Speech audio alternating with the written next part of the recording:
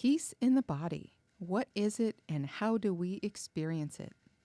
This is the question Wren and Fallon explore in Season 3 of Mujeres Co-Labor for Peace. When it comes to healing and you're stuck in healing, where can we invite in that energetic peace? Bringing you expert advice in healing from a host of practices and practitioners, Wren and Fallon seek to increase complete wellness and lasting peace, one insight at a time. Hey, hello, and welcome to Mujeres Co-Labor for Peace. I'm your host, Wren Ribeiro. And I'm your host, Fallon Stone. And we are today talking about peace in the body in Season 3.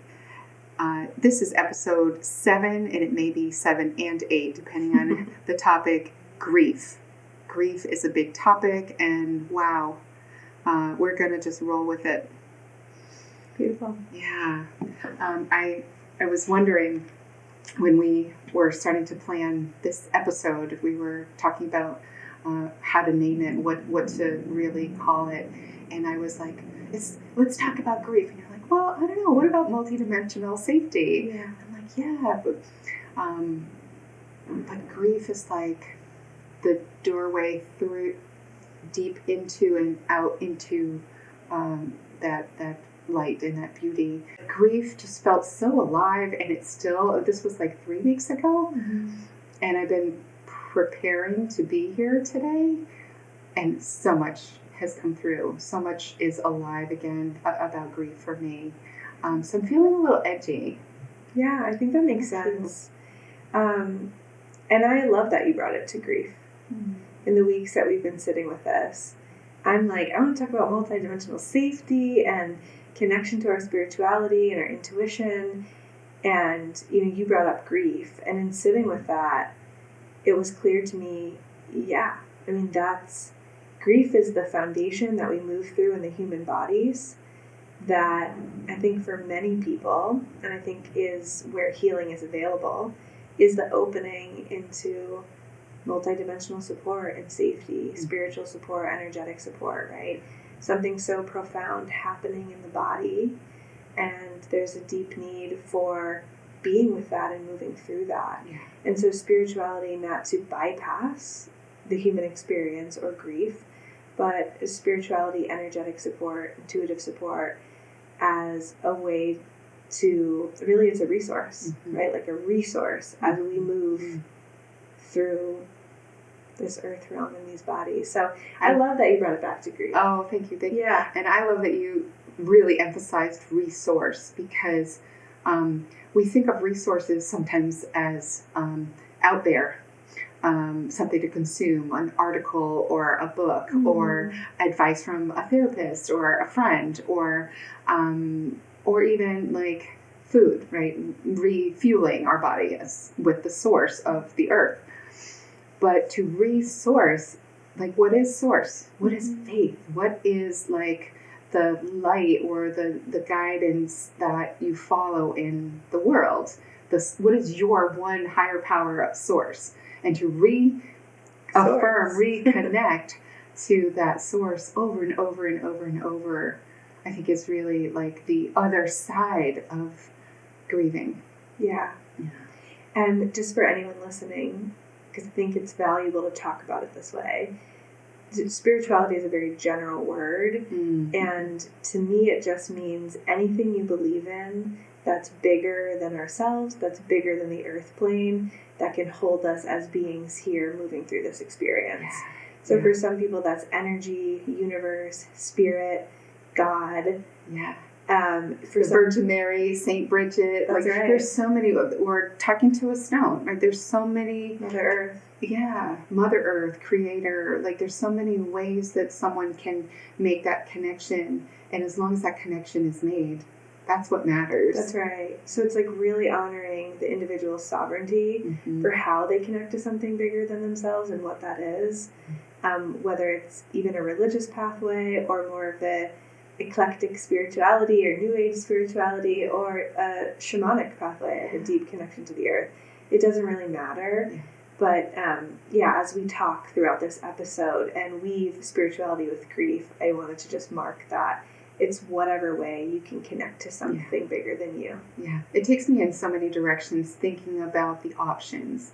I was mentioning earlier that I consider myself a cultural bridge builder, and we were talking about you as a spiritual bridge builder, and they're very similar.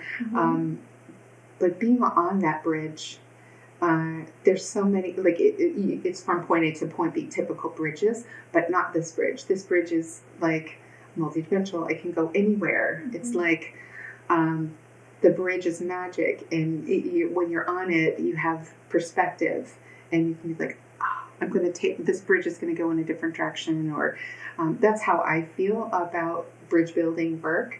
And when we're both listing all these ways of resourcing ourselves. Those are all the options, the agency, all the different choices that we can make to affirm and to feel as alive as possible in this one lifetime, or whatever.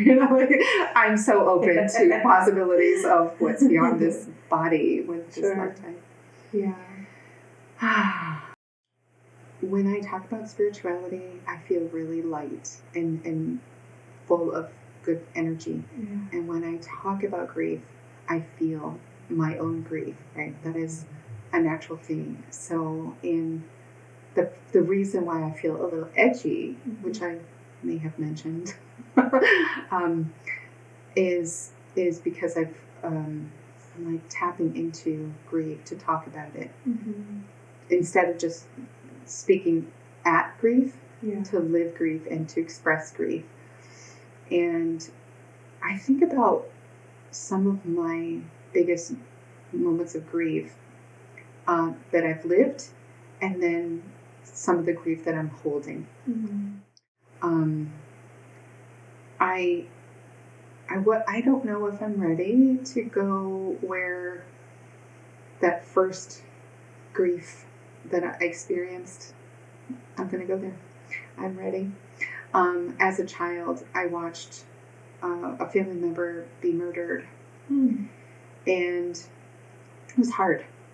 We probably want a content warning here, but I've learned a lot of. I'm so grateful for the path it put me on to find spirituality. I needed it. It wasn't a nice to have. All the pathways to my own spirit was not an option. I needed that. But a big grief that I still hold is the way that we as a family experienced it or didn't talk about it, right? Like that for me was what I still carry, that sadness and the anger that my family wasn't resourced enough to trust neighbors' help, to talk about it with others. Like even having a therapist was not an option. It was never talked about. And I have since looked into cultures that your grief is my grief. Like that's how it's practiced. So if any of us are experiencing pain and suffering, we're going to come together and hold it. And we're going to dance it, we're going to scream it and sing it and write it, and we're going to move through it together. That is not something that I experience, but it's on my bridge as what I'm walking toward. Powerful. Yeah. So I love how you said it wasn't an option for me, right? That bridge to community connection or spiritual connection wasn't an option. I think that's really valuable. You know, when I first started doing this work, more classic clinical social work, therapist track, I realized there was a ceiling to healing. Ceiling to healing. Ceiling to healing. Wow. Like the glass ceiling or something. Like there's I make that connection. Yeah, there's a limit to the ways that we can heal without connection to something bigger than ourselves. And that's what really pushed me into my own business, my own practice, my own field of work, where I work with people on different levels now, still holding the therapeutic, but in a more holistic, integrative way. Mm-hmm. And then totally doing my own thing with mentorship and with spiritual healing sessions. Mm-hmm. Because I found, similar to you, that it's not an option, Mm-hmm. right? There's a limit to the ways that we can heal, particularly from grief, without a belief in something bigger holding us. Mm-hmm. And I think that's because grief, such a complex emotion, it really reorients our foundation and our sense of safety through loss. Mm-hmm. And traumatic grief just shatters the foundation of safety. Yeah. And so that's a death layer experience, right? Inside, what I mean by that is inside these bodies, it shatters our foundation. What we thought was safe, what we perceived as safe, it can even really alter what felt real, Mm-hmm. right? Because it's really blowing you out. It's shattering that foundation. Mm-hmm. And now I have to reorient. In grief, there's always that experience of I have to reorient if I'm going to stay here. Yeah. I'm going to stay here in this body, on this earth plane, and keep Mm-hmm. doing this. I have to reorient because it wipes out the foundation. Yeah. Such a profound experience, particularly traumatic grief, but all grief. Yeah. And it brings you so deep inside yourself in a way where the world can feel no longer relatable. Mm-hmm. Or safe. Or safe. Yeah, how do I be in this body and now go into the world? And also having this profound experience where you've had to recalibrate your foundation, going into the world, it can feel unrelatable because you're looking at people and not knowing who knows the texture of that experience. No, really well put. The texture of grief is something that I'm tapping into right now as you're talking, Mm-hmm. as you're sharing like these real brilliant gems and these nuggets of wisdom around what's required to come out the other side, and to have the sense that you like. I think we just know like there's something wrong. I got to keep looking for it, and if we keep looking for it, the odds are that we'll find the direction, the new orientation toward what we thought we were moving toward before our foundation dropped out. But sometimes, and so sadly, there are these things that are put in our way as resources, but they're not. Like what happens when a grieving human comes across drugs and alcohol, or a community that does not have their best interests in heart, you know, and they feel like we may feel safe because there's other people who might have gone through what we have, but we're not like we still know it's not that. So we're still like looking for our orientation while we're maybe on a hiatus or in a pause. Yeah, that's a really crucial point I think you're shedding light on. There's no other way around an experience of grief but through it. Mm-hmm. Period. And you can, for a very long period of time, dissociate from grief, suppress grief, avoid, even if that means dissociating from your own body, right? Or trying to live above your experience. It's really an energy of let go or be dragged. Mm. Grief brings you in to this profound, what I mentioned, death layer, underground experience, loss of foundation. Where do you go? Deep down in. Yeah, dark night of the soul, absolutely. Right? It's disorienting. And if we don't have enough support and safety to go there, or go into that, it can be really easy to live above it or dissociate from it or numb out.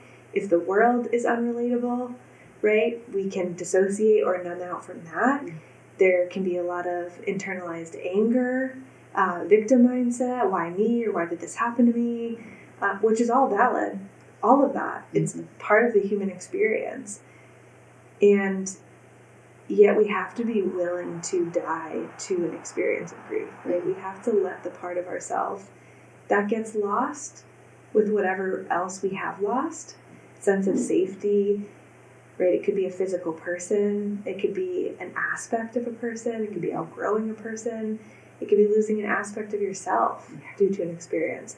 There's so many ways grief can manifest, but we have to be willing to die with that experience, right? Whatever piece of our foundation is getting lost in the experience of grief, or is lost, or is ruptured, we have to be willing to let that part go and recalibrate. Yeah. And what's so fascinating to me in this conversation, just thinking about those options, like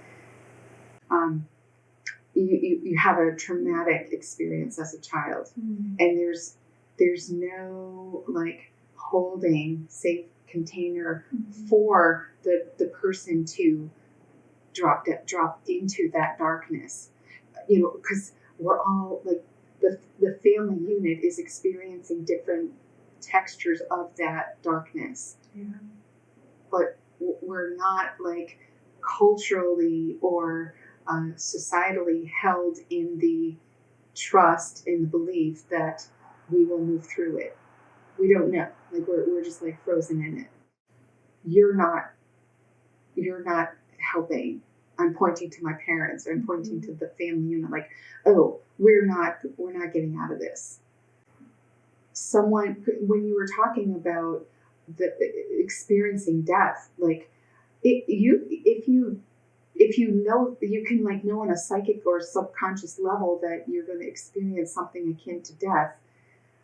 But if you're not consciously trying to move yourself out of that, or through it with others, like held in a safety net, then you actually could like stay locked into that death experience, and reinforce that death experience through addiction, through denial, through numbing out, through anger, and through violence, and through other ways that help you maybe feel alive in a moment, but not like healed and whole again. Not sourced, alchemizing it and moving through it, because it has immense alchemical potential. Grief does, right? If we're letting ourselves, if we're supported enough and resourced enough and connected enough, right, to allow ourselves to move through that experience, to die to whatever piece of us is lost, right? We don't forget people that are gone on the other side, certainly not. But there's a part of ourself that dies in that process too. For sure. And if we can allow ourselves to die to that experience, then what do we know about the death, rebirth, life cycle, right?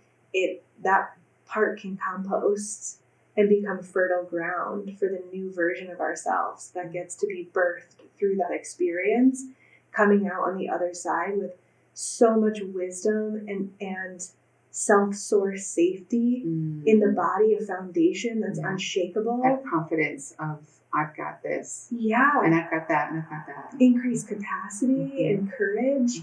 And having just walked that landscape, so much potential to now guide, teach, help, and support other people walking through it, which is necessary because grief is a human experience. So yes, there's a lot of people that can stay stuck in that process for an entire lifetime. And yet there is so much potential to alchemize that experience and to allow yourself to die and then allow yourself to rebirth through it. I want to say to your experience, because you were a child, this adds a different layer here, right? Because already your foundation of safety is reliant on your community and your parents and your supports.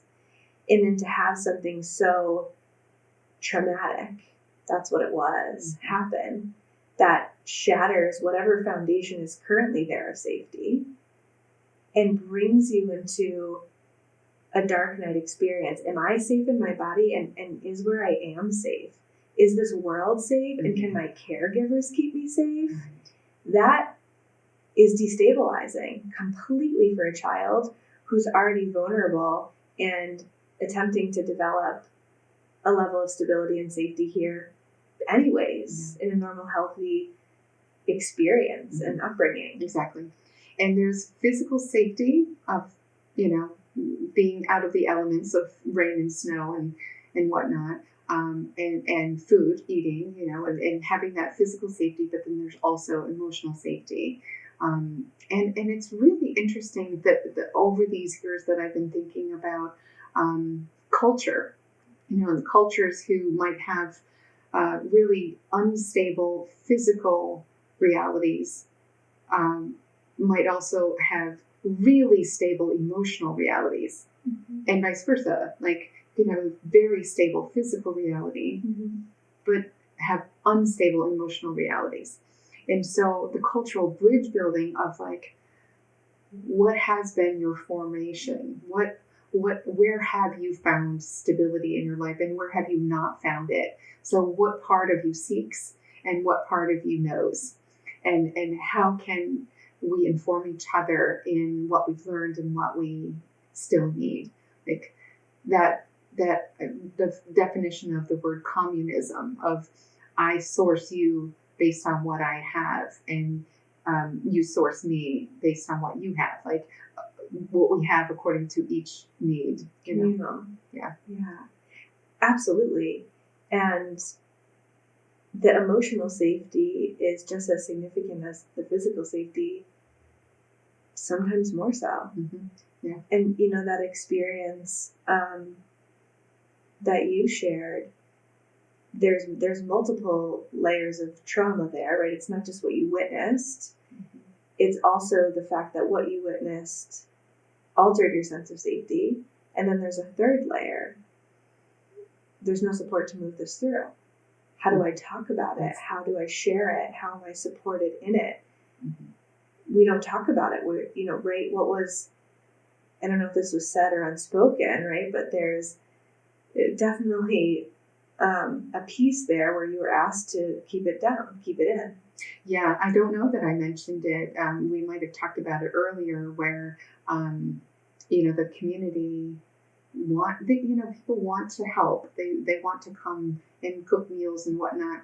But if the culture isn't there to receive support, and it's there to, it's ashamed of pain and grief, right? And you block support, the heart's not ready to receive. And certainly as a child, I had no say in who was going to come help us grieve. Which is why the gravitation toward any community. There's so many different communities that I gravitated toward over the years to resource. And I've it's been a puzzle of putting it all together and saying yes to certain things, and saying yes to things for the course of my life, and saying yes for now to certain things. And that's been amazing. And I wish that level of complete wellness and lasting peace to absolutely everyone. That sense of peace that one can get from a source, or from a vision of higher power within and around. That sense of peace in the body, and to claim that yes, this is good. This is what I want for myself, and then having it in abundance to want it for everyone. And that's an interesting statement that I just made, like to have it in abundance, just knowing peace and knowing where peace comes from, wanting that same knowledge for everyone. There are forces in the world that prevent us from knowing peace.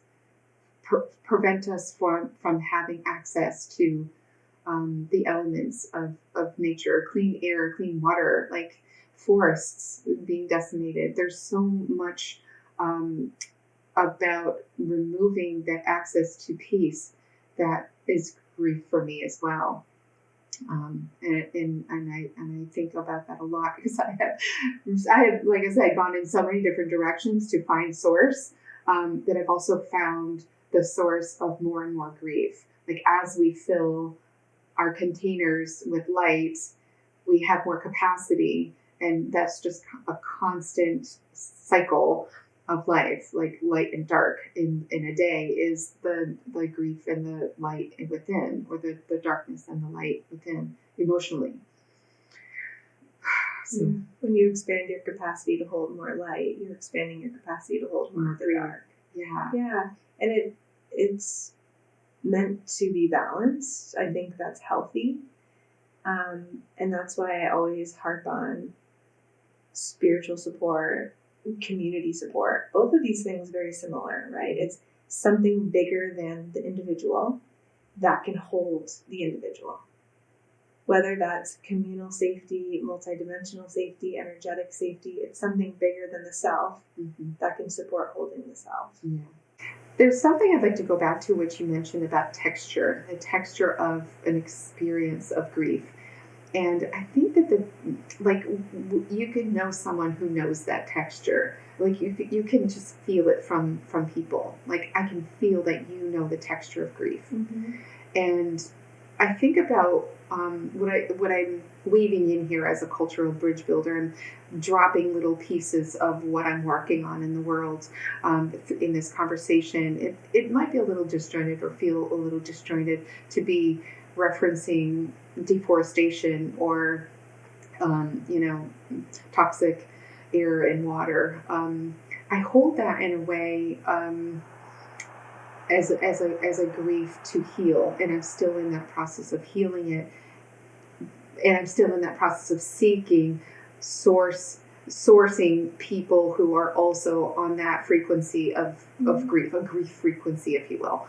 And I think the texture of grief is certainly different types of grief, different intensities of it, different levels of healing that we are on at any given time. Excuse me, as water is calling me. Thank you, water. I feel like people who have gone through the dark night, the depths, and come out have that capacity that you were just mentioning to go back in and to grieve differently and come back out again and go in another direction and hold grief in another texture, a dimension of grief, and go down in and come back out.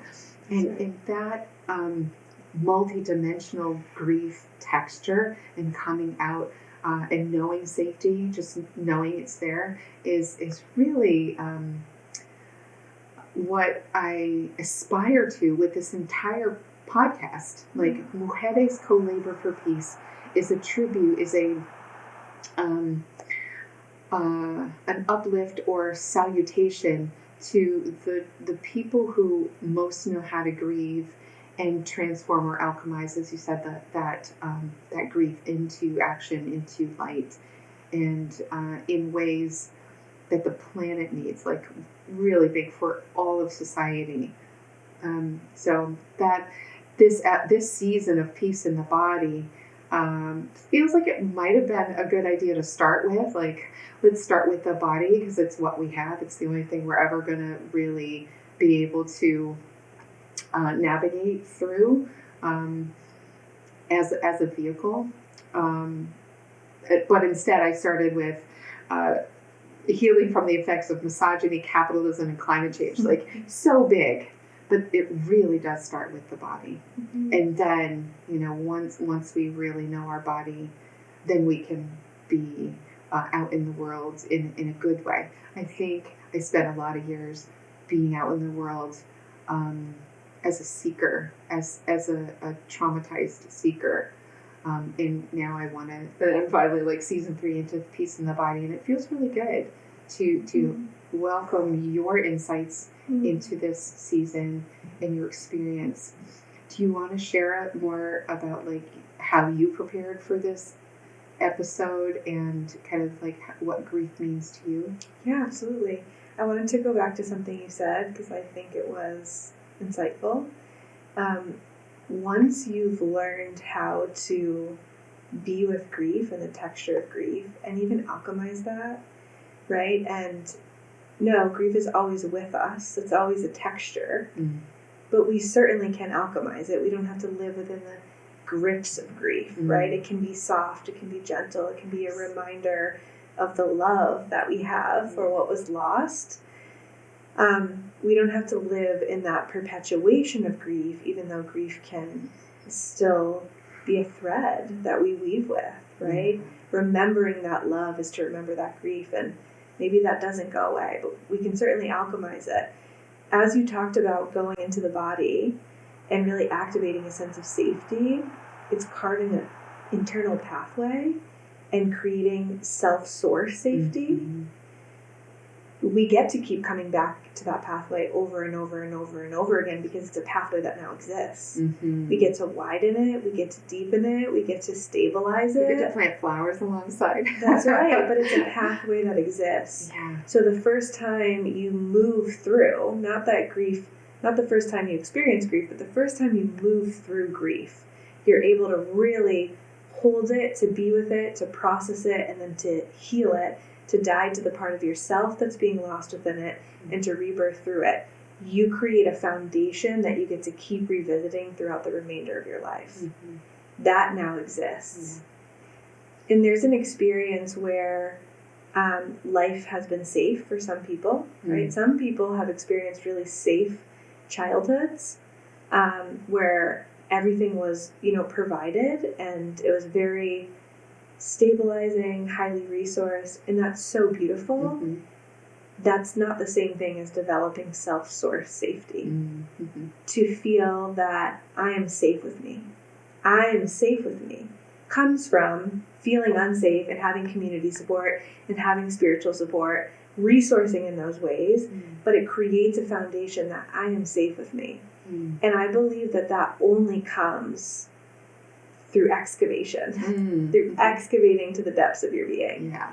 That's why it's so valuable, because we can't keep coming back to that place of safety if we don't have the experience of the absence of that and then creating from nothing. Yeah. Right? Then we create something so valuable. Yeah. That's why the rebirth is so much better on the other side, because you have that stable foundation. Yeah. You never not know it. It's always part of you, and it's a part of you that can make its presence known, and we can gently say thank you, and just know where you are. And one of the things that I loved most about claiming that and making that pathway that you're talking about is learning about the brain science of myelination, of literally rewiring the neurons in our brains to not perseverate or ruminate on negative. That is so hard, especially if we're in situations that are unsafe for many, many years, right? That perseveration, that lens through which we look at the world as a unsafe place can really be locked into the brain and other parts of the body, of course. But when we learn about neuroplasticity and we learn that I can choose something else, I can replace a negative thought with a positive thought, even about the same thing. Like I can say, oh, my third grade teacher was whatever, and I've been thinking about my third grade teacher for, however, decades. I haven't, but I can then, even after decades of perseverating, I can think, oh, my third grade teacher was amazing. And just remember something, or somebody told me something new about that person to help give me a different perspective. And even though my brain might have been really rutted around a thought, I can introduce a new thought, and that can begin that new pathway, and widening it and thinking more positive thoughts about that one person is just an example. We could do that about everything. That's right. Yeah, and that's particularly challenging when you've grown up with complex trauma or complex traumatic grief. When your brain developed, the foundation of your brain developed in that environment, it can be even more challenging. So I just want to say that, and it's totally possible. The brain's plastic at all ages, no matter what. Yeah, it is beautiful. And just another point there, like that. early onset trauma, I'll just call it that, can also beget additional traumas because that's the lens. So other traumas, other violence, it can layer and layer and layer, and all of that has to be grieved. All the losses of self and potential has to be grieved, and like that is a lot, which is why society is kind of in the state it's in, because if we collectively devalue the process of coming together to support one another through grief, we minimize we certainly don't appreciate the amount of time it requires, and time and space are really critical in holding grief, and having that capacity to do that work, to transform and transmute and alchemize.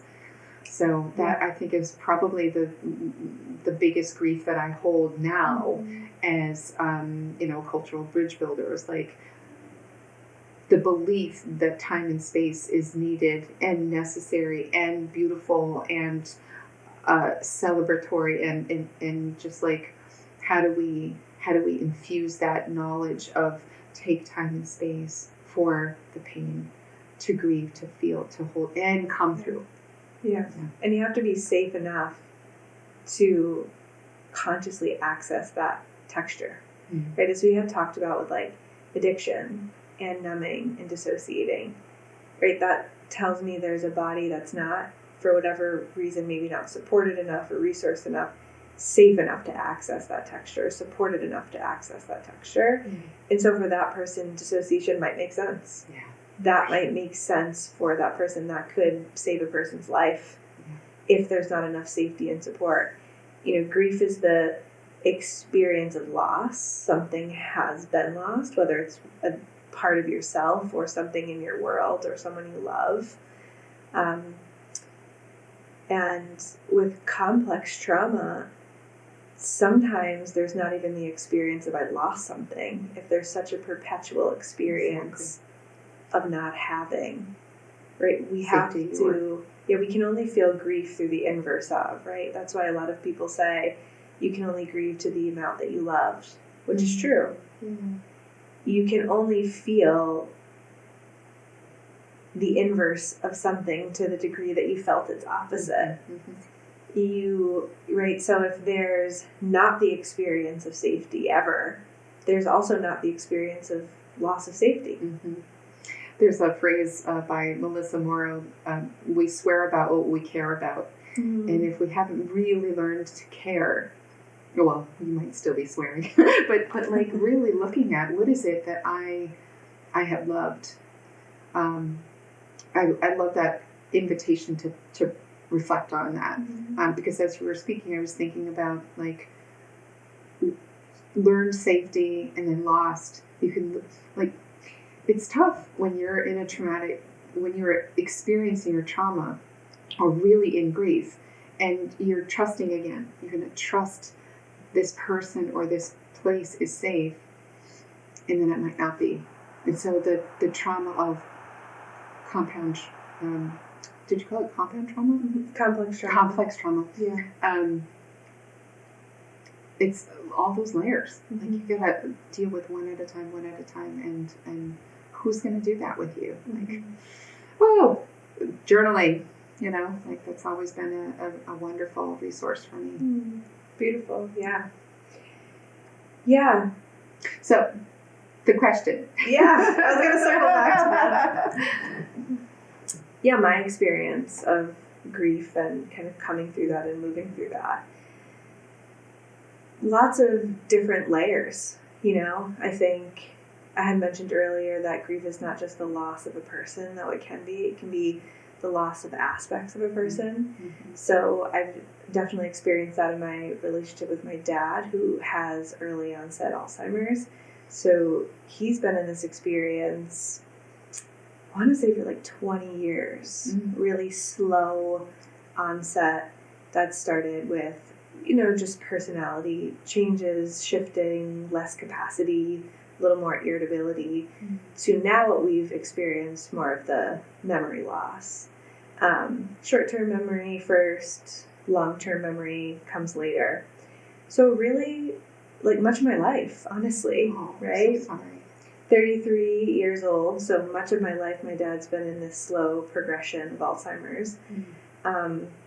And that's an experience of grief. I still have my dad here.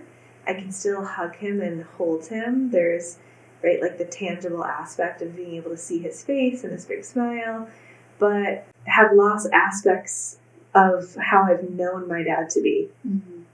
And, you know, through that process of being really present, I've had the privilege of being really present with my grief as I've moved through this process, which is a gift. I've lost pieces of him and gained pieces of him. Interesting.